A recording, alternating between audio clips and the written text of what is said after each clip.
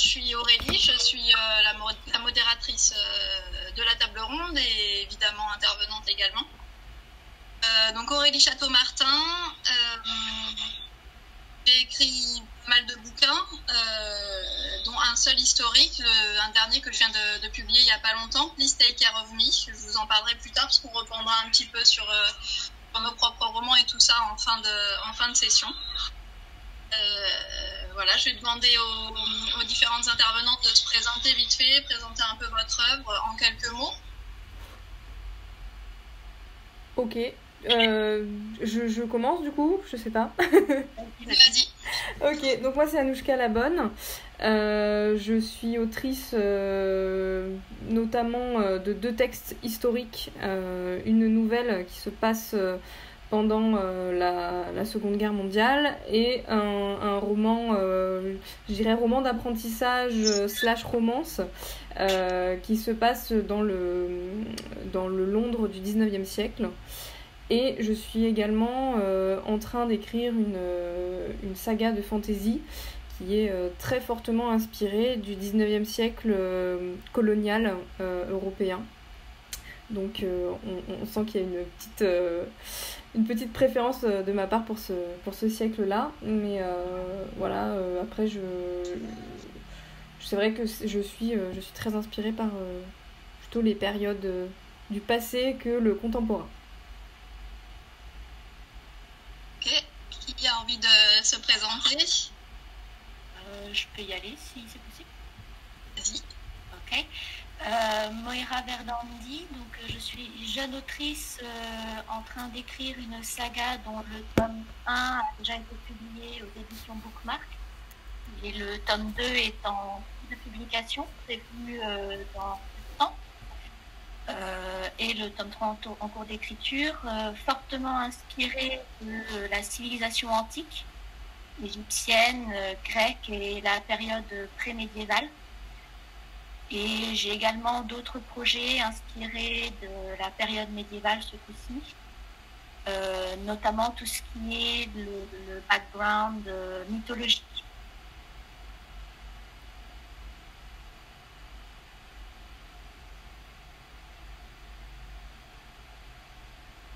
Ça a été assez succinct.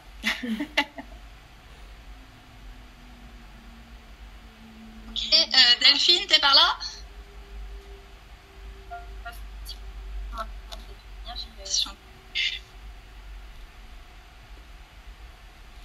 Alors du coup moi c'est Delphine et également jeune autrice. J'ai un problème avec la connexion, je vous entends plus, je sais pas si vous êtes en train de parler. J'entends, mais... Oui, je t'entends parler. Ah moi c'est bizarre. Je sais pas.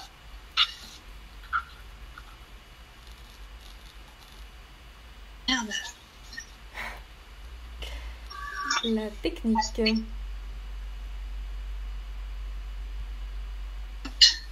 Delphine, t'es là? Vous m'entendez?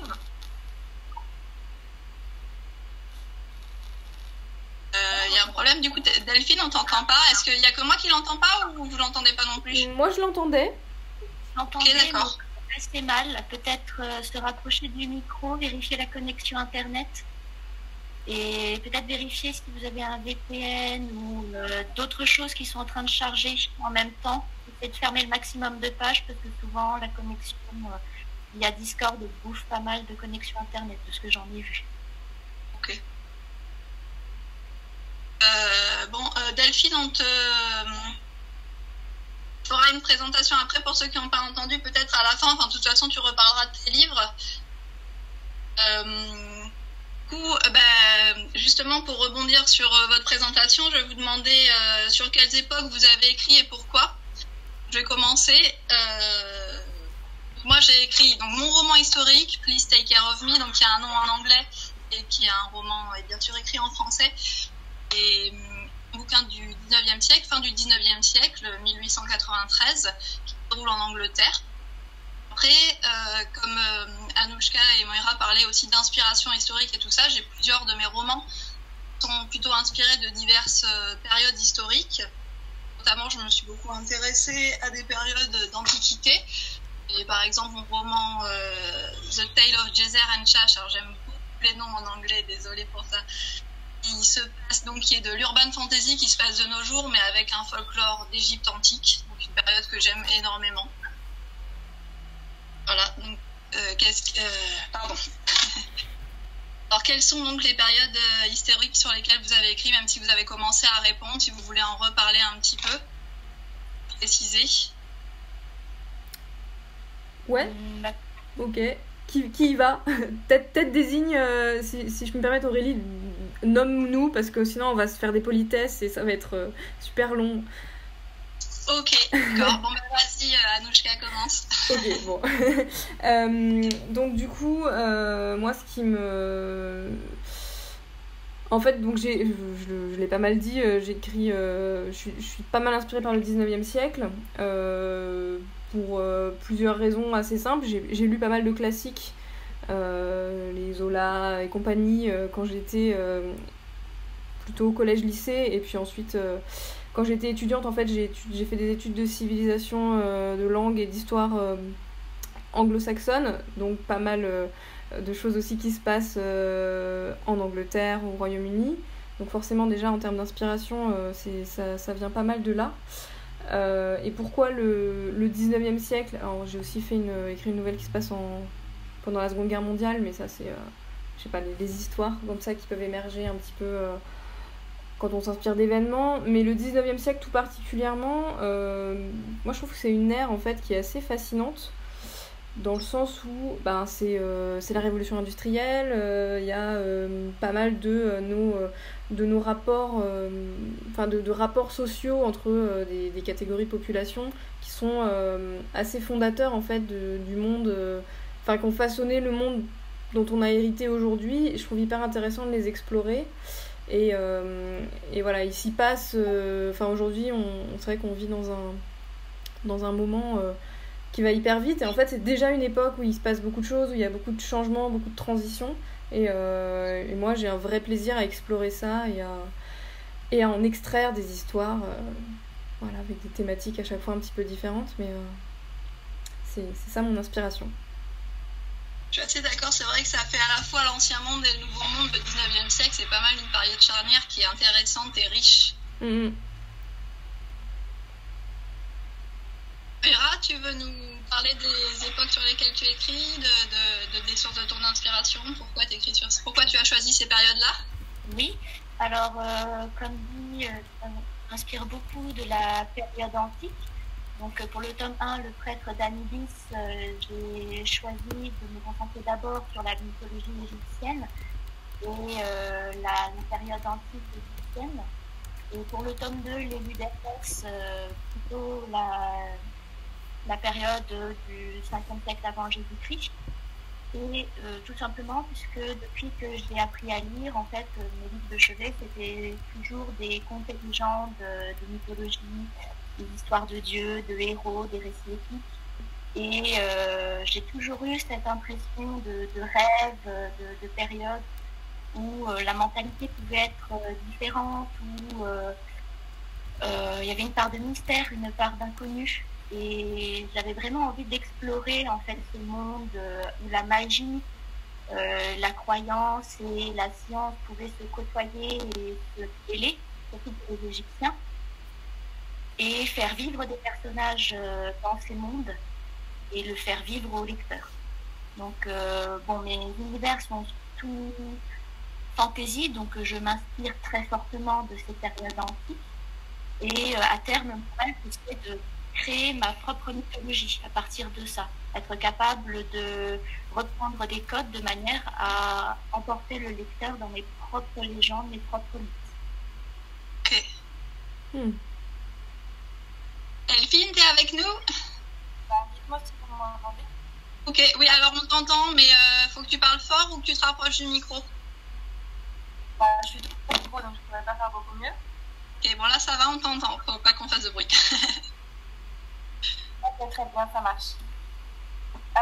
Du coup, la période historique sur laquelle j'ai travaillé, c'était pour un roman qui s'appelle Du coup Babel. Donc sans surprise, ça se passe dans la Mésopotamie antique. Et en fait, cette période, je l'ai choisie déjà parce que comme ma collègue, je trouve que l'Antiquité a quelque chose de vraiment très intéressant. Et surtout, je voulais vraiment rester au maximum près de la culture qui a inspiré cette tour de Babel. Et donc, ça s'est passé en Mésopotamie antique. Et donc, toutes mes recherches se sont basées là-dessus. C'est vraiment quelque chose que j'ai pas voulu déplacer ni rendre uchronique. Ok. Donc, justement, on va parler un petit peu des recherches, du coup, de la manière dont vous effectuez les recherches. Comment vous les incluez dans les récits, si c'est vraiment un récit historique, si c'est un récit d'inspiration historique, donc avec de la fantaisie, etc., comme disait Moira tout à l'heure. Et on va parler un petit peu des supports de recherche, à quel moment vous effectuez les recherches, on va en reparler peu à peu là. Donc on va commencer déjà sur comment vous effectuez vos recherches, vous, pour écrire vos romans, pour documenter vos romans.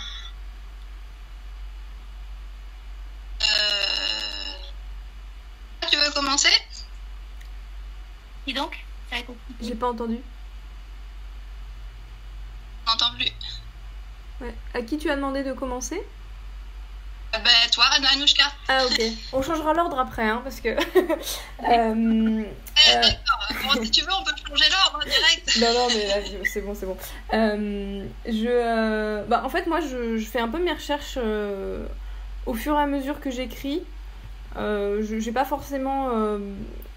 j'ai pas forcément de phase préparatoire de recherche, déjà parce que je vais pas me lancer dans l'écriture de quelque chose si j'ai pas un minimum de connaissances assez appuyées, même si c'est des fois très instinctif, hein, mais sur l'époque ou sur le lieu ou sur le sujet dont j'ai envie de parler. Pour ce qui est des romans vraiment historiques, j'ai fait des recherches. J'avoue que je suis un peu classique et simple. Je vais sur Wikipédia et quelques sites un peu spécialisés sur certaines thématiques, mais toujours en cours d'écriture. Ce qui, après, je distille un peu tout ça dans les romans. Des fois, je découvre des petites anecdotes, des trucs que j'ai envie de glisser discrètement. Pour ceux qui savent, en mode easter egg, ou plus ou moins gros. J'ai fait des annexes aussi à la fin de mon roman, donc Le Garçon du Port, mon roman qui se passe au 19e siècle à Londres, parce que je trouvais quand même intéressant de recontextualiser aussi l'approche, ce que ça veut dire d'être homosexuel à cette période-là, dans ce contexte-là, à cet endroit-là. C'est quand même... fondamental dans l'histoire, et puis je trouve intéressant de le remettre en perspective avec ce qu'on peut voir par ailleurs dans ce que j'imagine être d'autres récits, pardon. Et pour ce qui est de mon roman d'inspiration, parce qu'on est plutôt sur de l'inspiration 19e siècle, forcément je laisse mon imagination un petit peu plus prendre des libertés, mais paradoxalement, je vais avoir tendance aussi à faire des recherches plus en amont sur certains sujets. Je parle d'esclavage, par exemple, je parle de révolte, je parle de colonisation, pour que ce monde inventé, il soit crédible, et que les systèmes que je mets en place, ils puissent exister, que, je sais pas moi, les moyens de transport qui sont employés, le train, je sais pas moi, même, combien en combien de temps on traverse une province de je ne sais pas combien de kilomètres à cheval ou en auto, les petites autos du 19e qui vont pas vite. Voilà, ça c'est des trucs que je vais vraiment rechercher. Mais voilà, j'avoue que je me limite à Internet. Je suis pas du genre à aller me plonger dans les grimoires à la bibliothèque, parce que je fonctionne plus comme ça depuis que j'ai quitté l'école, je pense.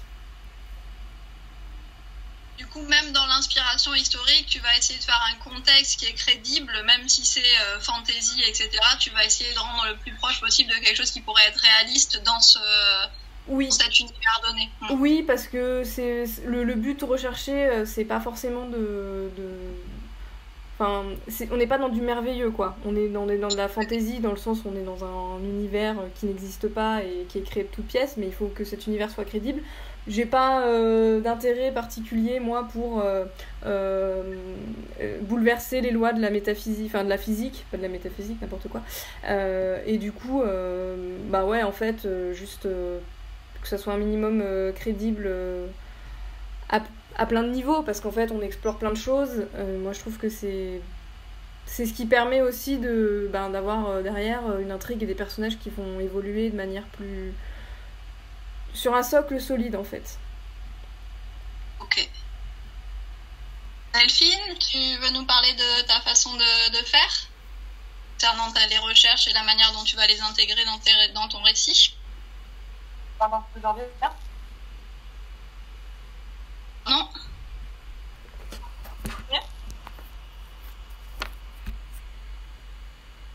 J'ai du mal à t'entendre. Bon, est-ce que ça fonctionne là ou non? Là, ça va. Bon, bah, on comme ça alors. Ok. Du coup, pour les recherches que j'ai faites sur le roman, eh bien, c'était énormément. Oui. Ça va? Ça marche? Ouais. Mince. Donc également beaucoup sur internet, également au fur et à mesure du roman. Donc si j'ai à un moment donné une question sur à quoi pouvait ressembler le système monétaire, je vais le rechercher immédiatement. Mais également avec des bouquins que je ne vais pas lire en entier, mais lire des passages et retirer pareil des petites anecdotes, des petites remarques qui m'ont paru applicable au roman. C'est pas du savoir pour du savoir, je relève vraiment uniquement ce que je pense pouvoir intégrer au récit. Par exemple, j'ai eu pas mal de lectures sur un auteur qui a écrit uniquement sur la religion à cette époque-là et qui parlait énormément de la musique et tout ça. Et ça, je sais que j'ai eu beaucoup de mal à l'intégrer, alors que je trouvais ça par exemple vraiment très intéressant. Ce qui a été également un petit peu sportif, c'est qu'on a eu à la fois le récit biblique.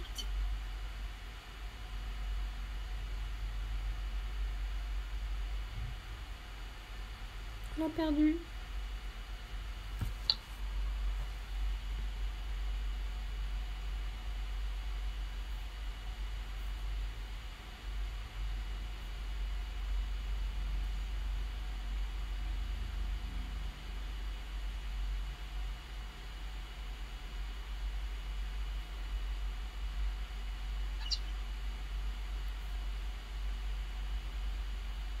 On a perdu Delphine là, non? C'est ce que j'étais en train de me demander. Je savais pas si j'avais perdu tout le monde ou si on a perdu Delphine. J'étais en train de me demander si les autres t'entendaient ou pas. Ça y est, on te réentend. J'osais pas parler. Mince. C'était hyper intéressant. Reviens. Mais oui. Delphine, t'es encore avec nous? Elle est déconnectée du salon là. Ah zut. Ça va. Ah, mince.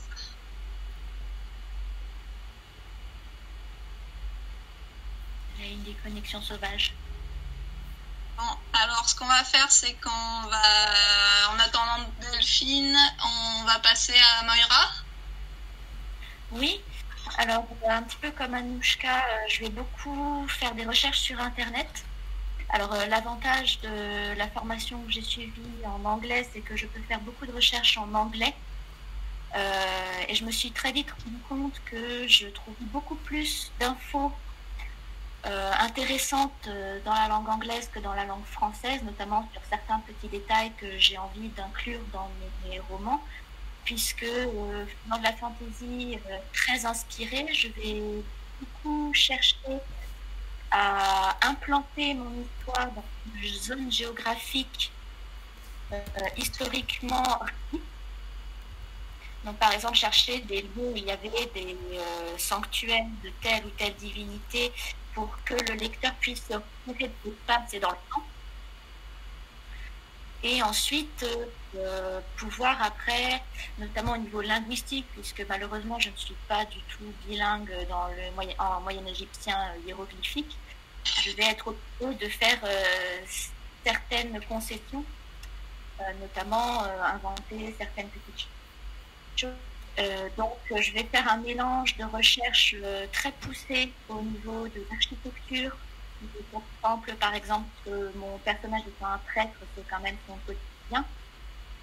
Au niveau des zones géographiques et aussi au niveau historique. Par exemple, j'ai choisi un pharaon entre le second et le troisième millénaire avant Jésus-Christ. Donc avec un nom, un vizir, des choses comme ça, donc qui peuvent être retrouvées si on fait quelques recherches. Et à côté, prendre des éléments fantasy, par exemple les créatures qui peuvent peupler le monde mystique dans lequel vivent nos personnages. Donc quand je fais des recherches, je note tout ça dans un petit carnet.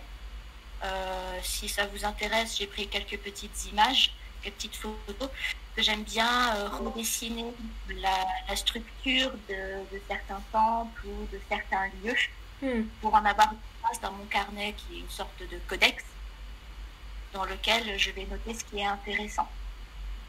Et le but en fait est de créer un monde familier pour le lecteur, donc pour que le lecteur ou la lectrice puisse reconnaître tel ou tel élément. Ah, ça je connais, donc que ce soit confortable.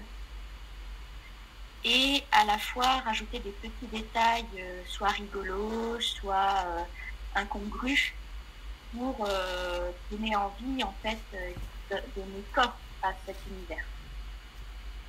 Ok, volontiers pour ton carnet, ouais, ça m'intéresse, ça doit être chouette à voir. Désolée, j'ai pas un grand skill en dessin. Alors, par contre, il faut la permission de mettre des images, je crois, je peux pas en mettre. Du coup, je vais parler de ma façon de faire aussi. Donc, comme Anouchka, moi j'ai deux axes, puisque je fais vraiment l'historique et puis l'historique fantasy. Donc, du côté vraiment historique, moi en fait, j'ai toute mon adolescence, j'ai beaucoup lu de romans sur le 19e siècle, de romans du 19e siècle. Anouchka t'en parlait tout à l'heure, Zola et compagnie, c'était mes lectures de chevet aussi. Donc, quand j'ai voulu écrire de l'historique, à la base, je me suis dit non, mais j'ai pas la bouteille, je suis pas historienne, etc. Après, en y réfléchissant, je me suis dit, mais ok, je suis pas historienne, par contre, j'ai beaucoup lu sur cette époque-là. J'ai beaucoup lu de romans d'auteurs de cette époque-là. Du coup, je me suis vraiment servi de cette base de données que je possédais déjà, à la fois pour toutes les connaissances que j'avais sur cette période, mais aussi pour m'attacher à un style d'écriture qui fasse le plus 19e siècle possible, puisque moi, c'était mon but, avoir un style d'écriture 19e, pas trop lourd, quelque chose qui soit illisible ou trop littéraire, on va dire, mais quand même qui reste dans cette époque-là, dans cette ambiance-là. Après, vous, en fait, sur beaucoup de recherches, je l'ai fait au fur et à mesure, c'est surtout sur des détails où j'ai pu avoir des problèmes, des questionnements, comme Séverine Mican m'a énormément aidée à ce niveau-là. Ça a été ma bible pendant toute l'écriture de mon roman. J'étais tout le temps en mode SOS, j'ai besoin d'aide sur des détails comme par exemple les sous-vêtements au 19e siècle. Surtout que mon roman se passe en Angleterre, donc c'est même pas encore la même chose qu'en France à cette époque-là. Et j'ai la chance aussi de lire en anglais, donc j'ai pu trouver beaucoup de renseignements sur des sites en anglais, notamment sur le mariage, puisque le mariage en Angleterre n'était pas exactement le même qu'en France, etc. J'ai trouvé des sites extrêmement bien documentés. Puis après, Wikipédia, ça m'arrive, mais j'essaye vraiment toujours de trouver des sites de référence. Séverine rigole, des sous-vêtements, oui, ça a été assez mythique, l'histoire des sous-vêtements. Et sur le côté vraiment donner de l'information, j'essaye de prendre l'univers le plus crédible, le plus immersif possible. Et quand je veux donner plus d'informations, j'essaye de le passer par le biais des notes. Donc il y a pas mal de notes dans mon livre qu'on est amené à lire ou pas, comme on veut, et qui permettent de préciser plein de petits points qui me semblaient importants à aborder. Et intéressant surtout, parce que voilà, moi ça m'intéressait. Donc j'avais aussi envie de transmettre ça, mais pas de faire quelque chose de lourd dans le récit. Après, concernant mon côté donc fantasy, j'ai toujours été beaucoup inspirée par l'histoire. Moi, je suis passionnée depuis toujours des romans du 19e siècle, mais pas seulement. J'ai passé toute mon enfance à lire des mythes et légendes, et beaucoup de renseignements. En fait, je voulais être égyptologue quand j'étais enfant. Et du coup, j'avais entrepris de me former moi-même sur l'Égypte notamment, mais aussi sur la Grèce, Rome, etc. Donc, vraiment envie, même à travers la fantasy, de me servir de ce background que j'avais, de ces connaissances, de les distiller. Et j'aime bien montrer la diversité, donc à travers un univers fantasy, certes, donc qui n'existe pas dans notre monde, me servir des richesses qu'on a dans notre monde. Je trouve ça super intéressant. C'est comme ça que je suis partie, par exemple, sur Le Feu des Steppes, qui est un roman donc fantasy épique, qui se passe donc dans des steppes avec des clans qui ressemblent aux Mongols primitifs. Et donc, j'ai fait beaucoup de recherches sur les Mongols primitifs pour retracer leur style de vie, leur mode d'habitat, etc. Mais après, c'est purement fantasy, donc avec des interventions divines, tout ce qu'il peut y avoir dans la fantasy. Donc c'est vrai que je me sers très souvent, même en fantasy, de cette inspiration historique, pardon. Delphine, je vois que tu es reconnectée. T'as pas ton micro on. Est-ce que tu peux intervenir ou ça marche toujours pas?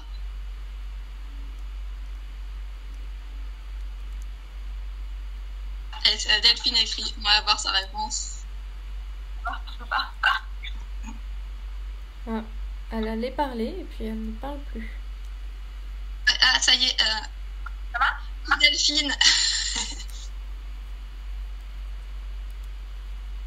Ça marche plus.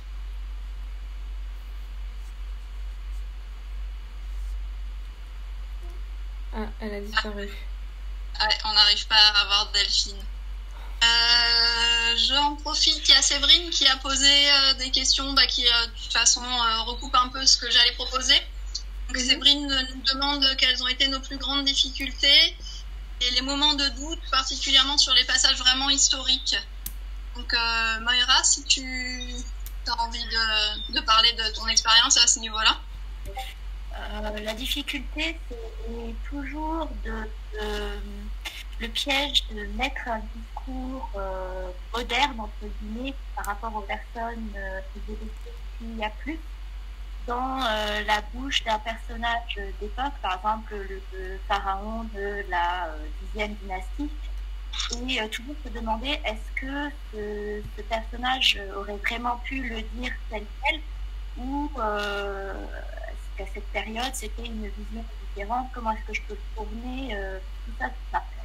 Et ça répond aussi un petit peu à ce qui est fait dans le chat, les mentions des relations homosexuelles, par exemple, dans les mythes et ou dans les textes qu'on a pu retrouver, dans les représentations qu'on a pu retrouver.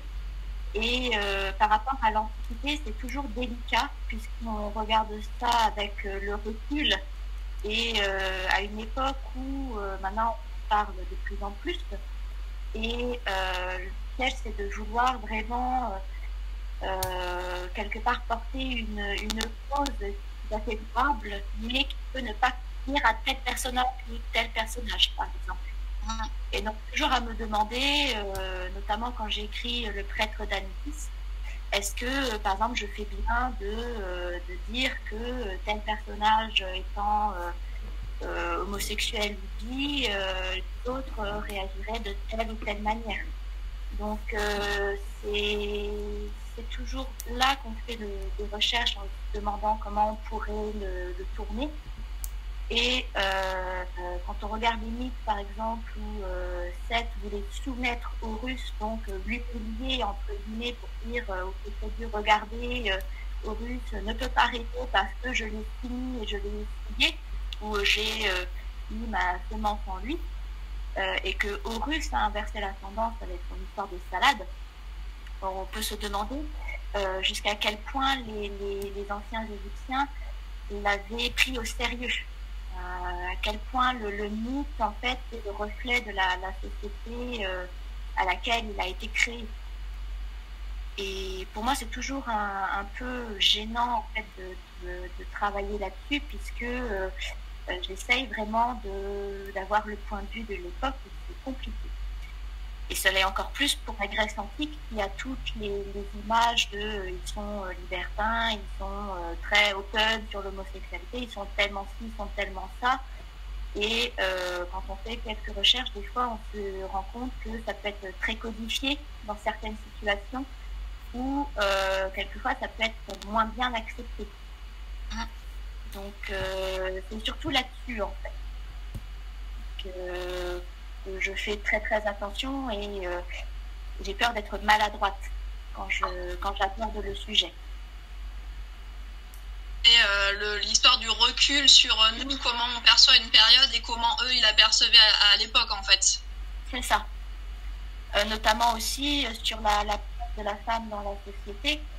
Il y a eu, en Égypte ancienne, j'ai vu qu'il y avait eu des femmes médecins, des femmes qui pouvaient exercer certaines fonctions tout à fait acceptables. Et dans les mythes, les couples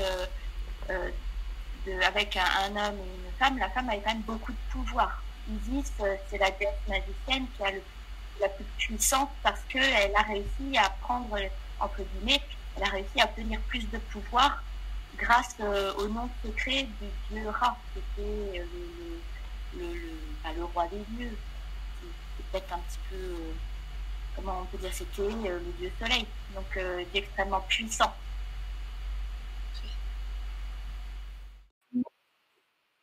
What the fuck. Excusez-moi. Un bot sauvage. C'était joli. Moi, les difficultés principales que j'ai rencontrées, c'est plutôt sur le roman que je suis en train d'écrire. Déjà parce que le Garçon du port, donc mon roman est vraiment historique, qui se passe au 19e siècle. Je l'avais déjà écrit sous forme de nouvelle quand j'étais étudiante, donc en littérature, langue et civilisation anglo-saxonne, donc forcément j'étais un peu au cœur du sujet. C'est un sujet que je maîtrisais bien et surtout j'ai tendance à avoir une écriture un petit peu synthétique. Donc moi j'ai pas eu de problème de questions de sous-vêtements. Est-ce que les sous-vêtements sont bien ou pas? Parce que je ne pose pas ce genre de questions et que je vais pas dans ce détail.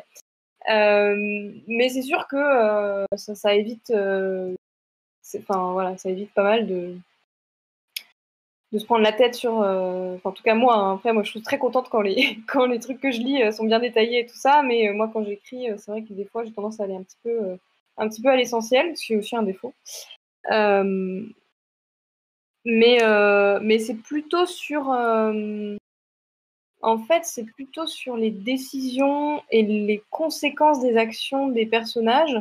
Donc, c'est vrai que la question a pu se poser un tout petit peu dans Le Garçon du port, mais finalement, les choses sont venues d'elles-mêmes assez évidentes. Parce qu'une fois qu'on a compris le fonctionnement de la société britannique, particulièrement anglaise, à Londres, au 19e siècle, avec les histoires de classe sociale, etc., en fait, les choses découlent assez naturellement. Et donc ça, j'ai pas eu de souci, mais sur ce que je suis en train d'écrire en ce moment, voilà, j'ai quand même un esclave qui est aux prises, qui se retrouve alors que c'est pas le rôle d'un esclave normalement, devoir prendre plein de décisions.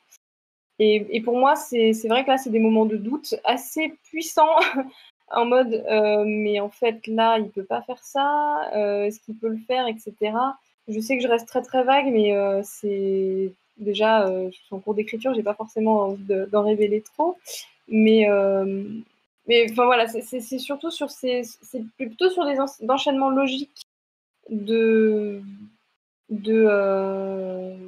d'intrigues que je vais avoir des difficultés, des doutes. Ça pourrait être la même chose en contemporain, j'imagine. Moi, j'ai jamais écrit de contemporain pour l'instant.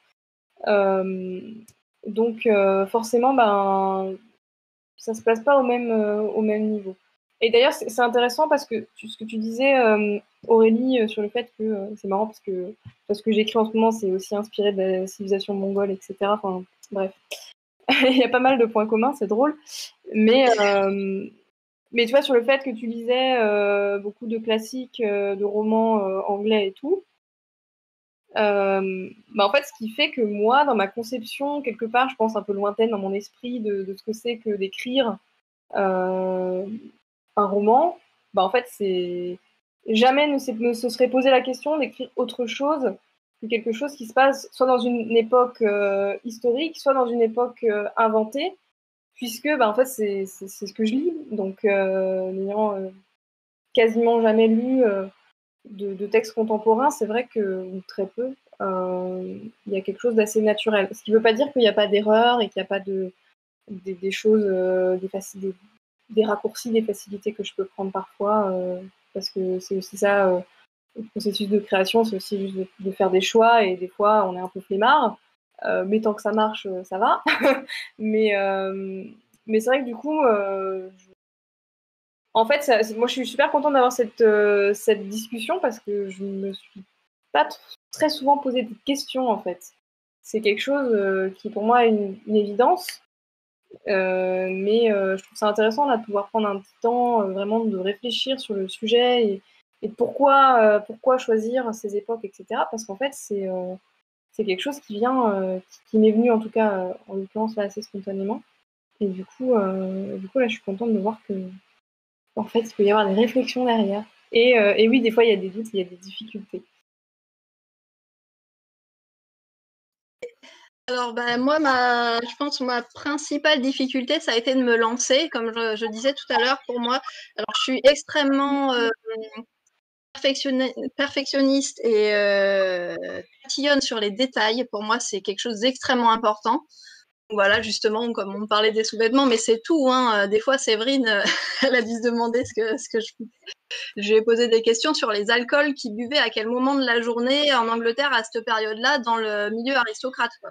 Ouais, mais en même temps, pour le coup, c'est hyper ritualisé, donc c'est normal que. Enfin, honnêtement, j'aurais décrit, excuse-moi, je te coupe, j'aurais décrit des scènes plus en détail. Je pense que je me serais posé exactement les mêmes questions, et c'est tout à fait normal, parce que ça fait partie des rituels, ça fait partie des choses qui sont signifiantes en fait. Ça nous paraît, nous, insignifiant aujourd'hui, mais on se poserait les mêmes questions. Enfin, on se pose pas les questions pour du contemporain parce qu'on le vit au quotidien, et donc c'est évident qu'on va pas faire boire du whisky à un mec à 4 heures du matin, ou alors ça a une signification particulière. Bah là, c'est pareil en fait.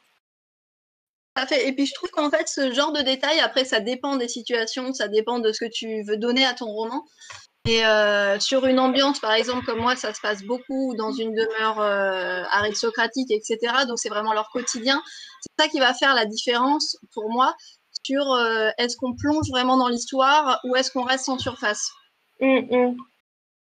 Et du coup, pour moi, je savais ce que ça signifiait de me lancer dans un vrai roman historique. Je savais que ça allait signifier tous ces petits détails qui allaient me casser les pieds et que j'allais pas vouloir lâcher parce que pour moi, c'est important et qu'il faut que ce soit précis et que je voulais pas faire d'erreur. Alors évidemment, j'en ai sans doute fait quand même parce que on fait tous et c'est normal. On dit pas à cette époque. Déjà qu'en contemporain, on peut en faire. Hein.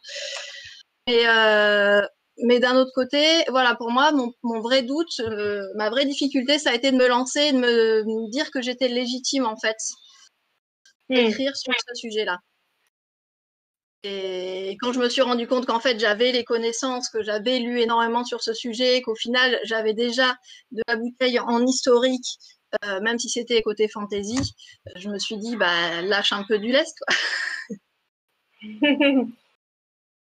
Après, ça a été parfois des casse-têtes sur chercher des détails parce que, voilà, comme Air Mystique aussi, c'est vrai que c'est les détails qui font qu'on se plonge dans le récit, mais ils sont parfois très compliqués à trouver. Je confirme. Et j'ai la chance de pouvoir lire en anglais, ce qui m'a permis de trouver plein de détails qu'on ne trouvait pas en français et qui ont été un vrai casse-tête. Je me suis pris la tête pendant des heures sur des sites français qui ne donnaient pas ce que je voulais, jusqu'à me dire, OK, je tape les mots-clés en anglais et là, bingo. Et voilà, je pense que ça a été ça le plus difficile pour moi. Après, de vraiment rendre l'ambiance et ce style donc, que je voulais historique, que je voulais 19e, sans que ce soit trop lourd. Donc là, il y a eu aussi un travail avec les bêtas pour... alors, je voulais utiliser énormément de vocabulaire, mais il y a du vocabulaire qui ne parle pas forcément aux gens dans notre époque. Ouais. Donc, c'était pas toujours facile. Il y a eu certains mots auxquels je tenais où j'ai mis des notes, notamment des mots un peu philosophiques et tout ça. Il y a pas mal de philosophie de boudoir, comme j'aime dire, de scènes un peu libertines d'époque, etc. J'avais fait des recherches aussi avant, enfin des recherches ludiques, on va dire, en lisant notamment Télénie d'Oscar Wilde, qui m'a beaucoup apporté. Le côté un peu orgiaque, libertinage, etc. Faire ce genre de scène. C'était assez intéressant. Question, est-ce que vous avez osé le jargon? Oui. Après, voilà, comme je disais, je voulais pas que ce soit trop lourd et trop incompréhensible pour le lectorat, donc ça a été vraiment une difficulté de jongler entre vouloir utiliser des mots d'époque et vouloir les laisser à portée du lectorat, qui n'est pas un lectorat du 19e siècle, donc il faut quand même s'adapter un minimum. Ouais. Voilà, après, sur l'ambiance, voilà, rechercher vraiment l'ambiance. J'ai pas eu de doute à ce niveau-là, mais c'était un peu difficile par moment, en effet, d'aller plonger vraiment. Je me suis dit, il faut que je me mette dans la tête de ces personnages de cette époque, comme disait Moira tout à l'heure, vraiment pas penser comme une personne du 19e siècle. Et j'en ai discuté notamment avec mes bêta-lecteurs qui, à des moments, me disaient ah, mais comment il réagit, c'est pas normal, etc. Mais si, à l'époque, c'est normal. Et ça, c'était important de soit retracé, mais c'était aussi un défi du coup. Le lectorat adhère à certaines façons de penser des personnages, à certains actes, parce que c'est pas à notre époque et qu'ils n'ont pas la façon de penser qu'on a à notre époque.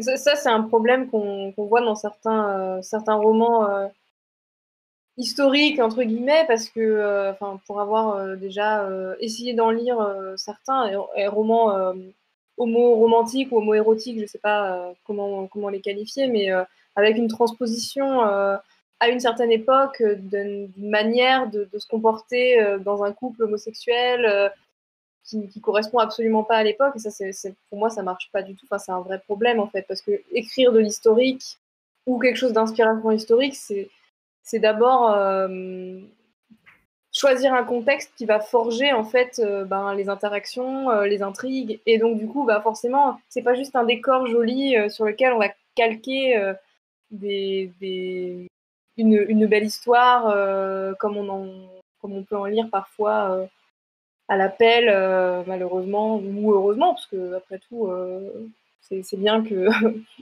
y ait la même histoire qui peut se décliner de plein de façons pour que chaque lecteur ou lectrice puisse s'y retrouver. Mais en tout cas, sur moi, ça marche pas du tout, quoi. Enfin, c'est vrai que si je lis un roman historique qui se place dans un contexte historique, j'ai envie que voilà, que ça soit crédible, que oui, il y a une question d'amour interdit. En fait, c'est pas juste par principe, quoi. Il y a vraiment une raison. Et ça manque, quoi. Ça, après, voilà, c'est peut-être la différence entre un roman historique et une romance d'inspiration historique qui va être plus libre. Ouais. Et on va plus pouvoir se donner de latitude sur la manière dont réagissent les personnages, etc. Après, comme tu dis, nous, en plus, on écrit du LGBT. Et qu'est-ce que c'est un couple d'homosexuels dans une période historique comme le 19e siècle? C'est pas juste quelque chose où ça va être facile de faire une fin heureuse, par exemple. Vraiment heureuse. On va pas envisager un mariage à la fin entre deux hommes, c'est pas possible. Oui. Mais ça, du coup, ça fait que le roman va peut-être avoir plus, une dimension moins heureuse, parfaite, etc., que moi je trouve extrêmement intéressante et qui peuvent aussi perturber certains lecteurs, certaines lectrices qui ont envie de voir que les personnages à la fin ils vivent heureux ensemble dans leur petite bulle et tout ça, mais ça c'est juste hyper difficile à réaliser dans un roman d'historique, surtout sur une période pareille. Dès lors qu'on c'est pas le but, tout à fait, c'est bien les fins douces amères, je trouve aussi. Dès lors que l'on met des éléments d'une guerre, par exemple, quand on est en 14-18, en 39-45, ou même un contexte de guerre dans le monde antique, on peut s'attendre à ce qu'il y ait quand même des pertes et des morts ou des événements traumatisants. Et c'est ça qui est particulièrement difficile aussi, c'est que les morts, les décès, ça ne va pas toucher que les autres. Oui. Le problème, c'est que souvent, on a cette idée que le narrateur ou tous les personnages qui l'entourent ne seront jamais touchés par la perte ou par le chagrin. Et c'est là que c'est intéressant et difficile en même temps de montrer ce qui peut en être réellement. Et ce qui est très difficile aussi, c'est que ça m'est arrivé de galérer pour trouver des éléments, même en anglais, parce qu'on se rend compte qu'il y a certains concepts très simples pour nous, comme l'âme, par exemple, qui pour les Égyptiens de l'Antiquité est divisé en 5, 6, 7 éléments différents qui n'ont pas d'équivalent dans notre monde moderne. Et là, on se dit, qu'est-ce que je fais? Oups, est-ce que j'en parle comme ça ou est-ce que je vais faire une sorte de vulgarisation avec un gros raccourci au risque de perdre quelque part l'essence de ce que j'essaie d'écrire. Donc, des fois, on se perd dans les recherches en se demandant comment on va distiller ces petits éléments historiques en cherchant à ne pas perdre le lecteur, mais aussi quand même à lui montrer, le lecteur ou la lectrice, mais aussi à lui montrer que bah, si, c'est comme ça que c'était vu et il faut un petit peu faire preuve d'élasticité et des petites notes de bas de page ou expliquer, ou voilà. Et c'est un numéro de jonglerie, c'est très drôle. Excusez-moi, j'ai perdu la connexion, je viens de me relancer. Du coup, je suis désolée, Moira, j'ai rien entendu de ce que tu as dit, je suis dégoûtée. Je disais qu'on se perdait dans les recherches, puisque notamment dans le monde antique égyptien, par rapport à l'homosexualité, il y a très peu, en vrai, il y a assez peu d'éléments sur lesquels on peut s'appuyer. On a quelques découvertes qui ont été faites pour certains pharaons, mais est-ce qu'ils pouvaient être représentés avec un autre homme parce qu'ils étaient pharaons, donc ils pouvaient se le permettre, ou est-ce que c'était parce que c'était totalement accepté à l'époque? Et quand on regarde les mythes, c'est terrible.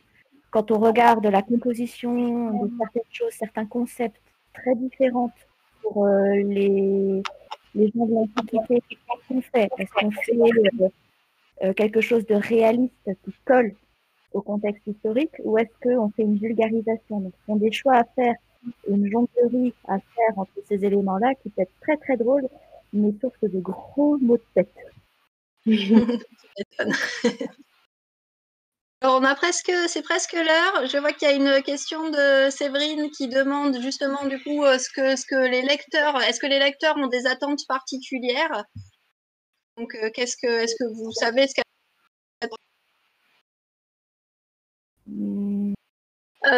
Moi, je serais un peu en mal de répondre parce que malheureusement, je ne connais pas encore bien mes lecteurs et mes lectrices. Après, je ne sais pas si enfin, comment dire, si je peux même qualifier un groupe de personnes comme étant mes lecteurs et mes lectrices. Mais de ce que je comprends, en tout cas, pour avoir une discussion avec mon éditrice, que je salue par ailleurs, qui nous écoute, je crois. Et pour rebondir sur la remarque de Cœur d'homme qui parle des fins heureuses, j'ai l'impression que dans le lectorat de la romance homosexuelle entre hommes particulièrement, c'est vrai qu'il y a beaucoup une tendance à rechercher la fin heureuse. Ouais. C'est pas forcément majoritaire. Enfin, je sais pas si c'est majoritaire. J'en ai l'impression, mais je peux pas l'affirmer comme ça. Et c'est sûr que ça, c'est effectivement par rapport à l'historique, ça peut être compliqué. Moi, j'ai sur ma nouvelle, par exemple, premier texte que j'ai publié chez Voyelle, voilà, ça se passe dans la France occupée, enfin en zone libre, mais dans la France occupée quand même, pendant la Seconde Guerre mondiale. Non, ça se passe pas bien en fait. Ça se passe pas bien. Le contexte ne me permet. C'est même pas que je n'ai même pas décidé en commençant d'écrire. C'est juste que le contexte a amené à ce que la fin soit pas heureuse. En revanche, effectivement, j'ai fait le choix de changer par rapport à ce que j'avais écrit il y a plus d'une dizaine d'années maintenant, quand j'avais écrit le premier draft du Garçon du Port. J'ai fait le choix d'essayer la fin heureuse en essayant de trouver quelque chose effectivement qui marche et qui soit compatible et crédible en fait par rapport au contexte de l'époque, quoi. Maintenant, c'est vrai que c'est pas évident, quoi. C'est pas évident, c'est pas forcément impossible, mais c'est pas. Ça peut pas être le happy ending, effectivement. Ils se marièrent et ils ont beaucoup d'enfants, je sais pas quoi, adoptèrent plein de chiens, j'en sais rien. Voilà, forcément, il y a, faut mettre un petit bémol. C'est plutôt des fins un peu douces amères, quoi, avec peut-être de l'espoir, mais de l'incertitude, voilà, parce que puis de toute façon, peut-être qu'après, c'est mon goût aussi personnel de pas être sur quelque chose de trop tranché, en fait. Donc, Je suis aussi de cet avis puisque on, on a des représentations pour le prêtre d'Anubis. Le thème central, c'est un prêtre qui s'occupe d'embaumer les morts. Donc, au bout d'un moment, je me suis posé la question, et la mort, il va bien falloir la côtoyer à un moment donné. Et là, je peux comprendre que les lecteurs, quand ils s'attachent à un personnage ou à plusieurs, ils ont envie de les voir tous arriver au bout du chemin entiers, heureux, qui trouvent toute leur place, entre guillemets, dans le monde dans lequel ils vivent. Je peux comprendre ce point de vue, mais quand je regarde la saga dans son ensemble, je me dis, il y a un moment donné, il y a des choses qui doivent se passer aussi. On ne peut pas faire en sorte que le personnage, par Deus ex machina, échappe à toutes les tristesses et toutes les difficultés de la vie parce que c'est le personnage principal. Et j'ai été obligée de faire certains choix qui font que des fois, il y a des éléments un peu moins heureux que d'autres. Et j'ai l'impression que des fois, ça a un petit peu de mal à passer parce que voilà, c'est quelque chose que j'entends quand on suit un personnage, qu'on en découvre d'autres, qu'on prend le temps de se familiariser avec, on les voit faire nimp, raconter certaines choses, se dévoiler, donc devenir des personnages en 3D comme on les appelle, donc des personnages vraiment entiers qui ont une personnalité, un passé qu'on apprécie du coup. C'est difficile de se dire qu'il va leur arriver parfois des choses pas toujours sympathiques. Et malheureusement, à l'époque, pendant la guerre, il y avait des choses qui se passaient, que ce soit du point de vue des soldats qui pouvaient être amputés, mourir, comme ça, ou du point de vue des civils, on va pas se cacher que lors d'une guerre, il y avait des destructions, des pillages, des viols. Et même si je ne suis pas pour montrer tout dans sa merveilleuse charte graphique en dégradé de rouge, il y a quand même un moment où il faut l'aborder un petit peu. Sinon, ça perd aussi son essence. C'est quelque chose de... Je pense en fait aussi, simplement, question de compromis, c'est-à-dire qu'on peut arriver à une fin heureuse, mais bon, comme on disait, elle sera plutôt douce amère dans ces périodes de temps-là. Et c'est des questions de compromis même pour les personnages en fait, parce qu'ils le savent, à ces époques-là, ils peuvent peut-être pas être en couple, enfin être un couple d'hommes au vu et au su de tous. Il y en avait, mais c'était pas donné à tout le monde et généralement ça se finissait pas forcément bien. Et du coup, peut-être qu'il y a une forme de lectorat qui va préférer marquée très heureuse comme on peut en faire dans le contemporain. Et sur l'historique, je pense qu'il y a toujours un petit quelque chose un peu amer de savoir que tout va pas pouvoir se réaliser, quoi. Ils vont pas avoir les droits LGBT demain, donc aussi. je pense que c'est des questions de compromis pour les personnages, mais aussi pour l'auteur. C'est des choix à faire en fait.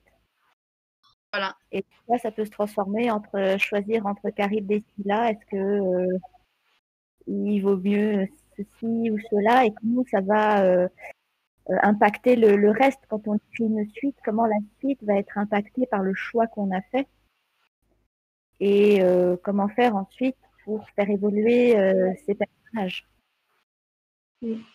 Après, c'est sûr que la difficulté aujourd'hui, on peut aussi se poser la question, c'est vrai on est quand même encore dans une phase où on a un problème de représentation des couples homosexuels ou même juste des personnages LGBT, queer, etc. C'est vrai que on a, en tout cas dans les médias, c'est moins le cas aujourd'hui, mais ça a été le cas pendant, je pense, une vingtaine, enfin non, je dis pas, même pas une vingtaine d'années, depuis qu'il y a des représentations LGBT, notamment dans le cinéma, en fait, c'est toujours personnages caricaturaux ou des personnages à qui il arrive des choses tragiques.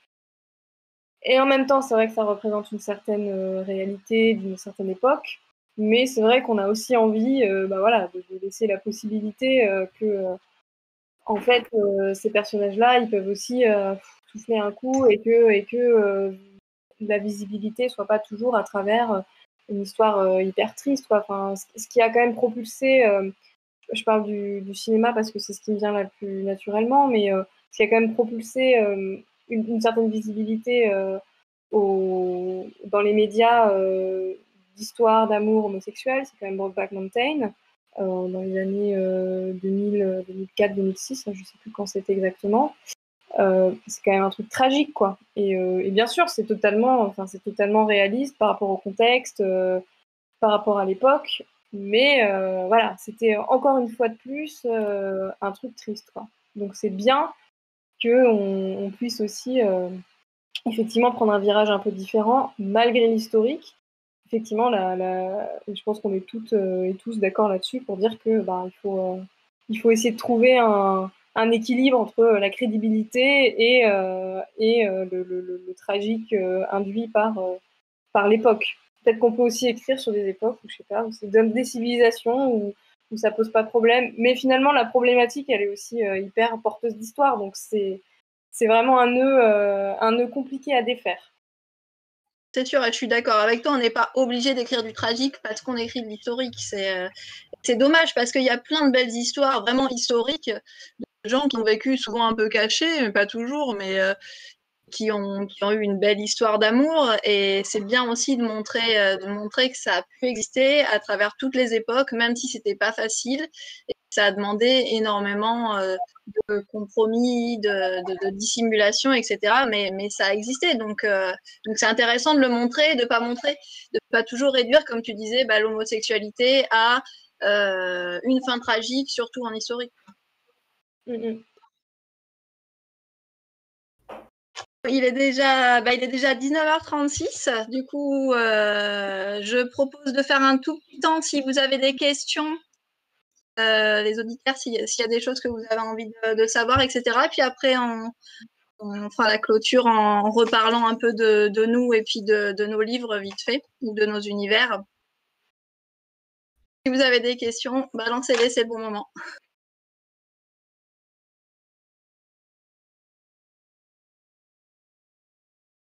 Allez-y, soyez pas timide, après on ne sera plus là. Et on veut des questions.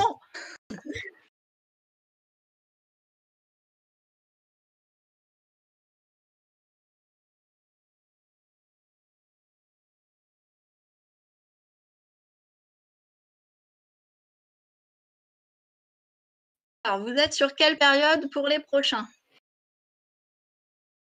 Je vais plancher sur 40-45. Un petit peu, donc au Troisième Reich.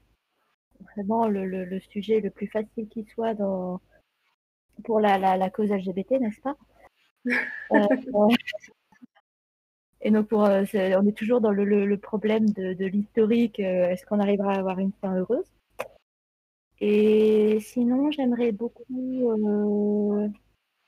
faire un mélange, on va dire, avec des personnages qui viennent du monde médiéval, mais dans une autre époque.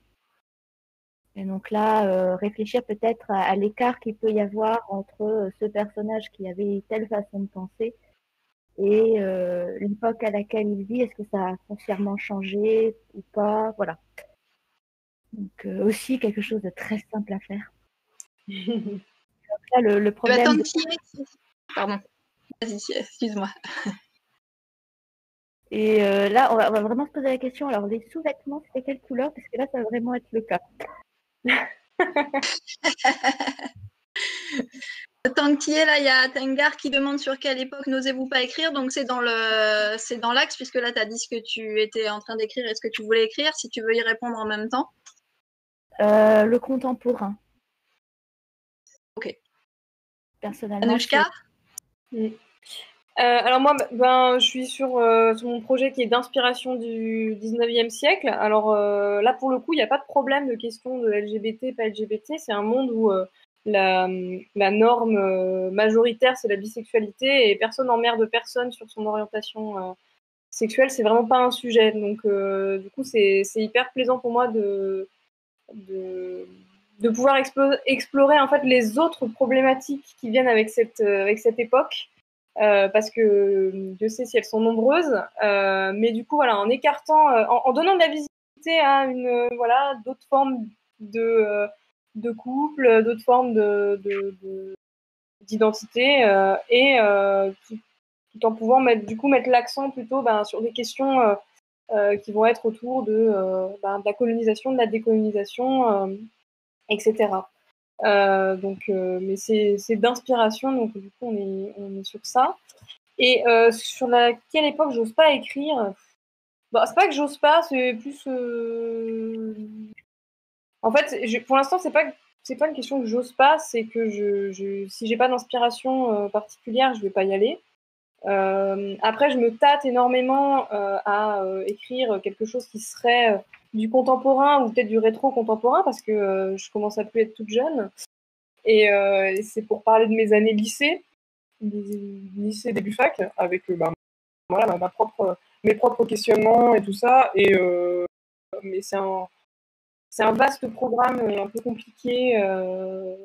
Donc c'est une idée qui est très très lointaine et que je garde au chaud pour le déclic quand je saurai comment l'aborder.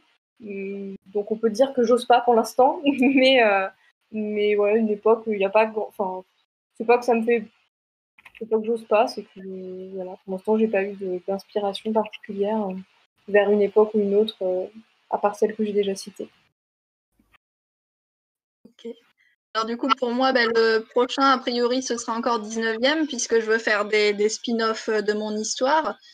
Et notamment, normalement, le prochain, ce sera un 19e très basé sur le libertinage d'époque.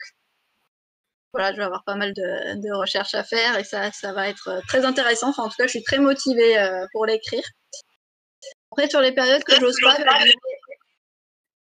Manouchka, en fait, c'est pas tellement que j'ose pas, c'est plus qu'il y a des choses qui m'intéressent peut-être moins. En tout cas, pour l'instant, et je dirais les deux guerres mondiales me parlent pas tellement pour l'instant, donc j'aurais pas envie d'écrire là-dessus. Oui, Séverine, libertinage d'époque, c'est trop bien.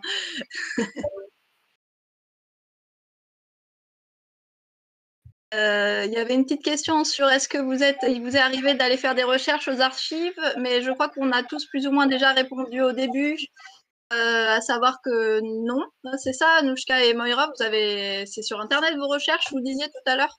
Oui, après les archives sont consultables en ligne, hein. Moi, il m'est arrivé de faire des recherches, mais alors sur ces supports-là, mais probablement pas pour écrire. Donc, en tout cas, je sais y être allée, mais je n'arrive pas à me rappeler pourquoi. Je pense que c'était plutôt pour de la généalogie. Ce qui peut servir aussi, ceci dit, dans l'écriture, hein, parce que moi, la première nouvelle que j'ai publiée, en fait, elle a été très inspirée par une histoire de famille, mais alors de manière hyper lointaine, hein. Enfin, je vous raconterai l'histoire. Vous ne pourriez pas recoller les deux événements. Mais du coup, c'est un support que j'envisage toujours un peu d'utiliser, mais en fait, au final, c'est pas évident à exploiter, je trouve. Ok, bon, mais on va clore là parce qu'on est déjà un peu en retard. Du coup, je vais vous demander de refaire vite fait, redire votre nom, vos livres. Ce que vous pouvez faire, c'est le dire à l'oral pour les gens qui nous écoutent. Pour ceux qui suivent, l'écrire peut-être à la fin là, de la conversation, histoire qu'il y ait les titres si ça intéresse des gens. Yep. Moira, tu veux te lancer? Oui, donc Moira Verdandi, publié aux éditions Bookmark. Donc il y a déjà le tome 1 de la saga Les Héritiers, intitulé Le Prêtre d'Anubis, qui est sorti l'année dernière, et cette année vous allez avoir le tome 2, L'élu d'Hermès. Merci beaucoup d'avoir écouté cette discussion jusqu'au bout, en tout cas, c'était très puissant. C'est chouette. Anouchka, tu nous fais ton topo? Ouais, et du coup, Anouchka la Bonne, je suis publiée aux éditions Voyelles pour Léonie, donc une nouvelle qui se passe pendant la Seconde Guerre mondiale, et Le Garçon du port, un roman qui se passe à Londres au XIXe siècle, autour des années 1870. Et donc, on a Delphine, j'espère que... Où elle est? On était censé avoir Delphine Edouin avec, donc qui est D. Edwin, qui n'a pas pu participer malheureusement. C'est très dommage, mais Je la vois, mais je sais pas si elle nous entend. je sais pas non plus. Si jamais tu nous entends, Delphine, si tu veux écrire dans le fil ton nom et tes romans, pour qu'on ait au moins les références. Et du coup, pour conclure, moi, donc c'est Aurélie Château-Martin. Mon roman historique 19e siècle, c'est Please Take Care of Me. Je l'écrirai pour ceux qui prononcent pas bien l'anglais. Et après, pour le reste, donc c'est mon univers fantasy. Je vous cite comme ça les 2 titres que j'ai cités, mais il y en a d'autres à découvrir dans mes univers. Donc, ceux que j'avais cités, c'est The Tale of Jezer and Chash, donc qui se passe en urban fantasy, en partie sur l'Égypte antique. Et Le Feu des Steppes, qui est la fameuse saga qui parle d'un peuple qui ressemble aux Mongols primitifs. Yep. Voilà. Pardon ? Merci beaucoup, merci à tous et à toutes. Merci. Cool. Bah ouais, c'était cool, c'est dommage, Delphine, qu'on n'ait pas pu t'entendre. Merci beaucoup, c'était hyper intéressant de voir les différences et tout ça, c'était vraiment chouette.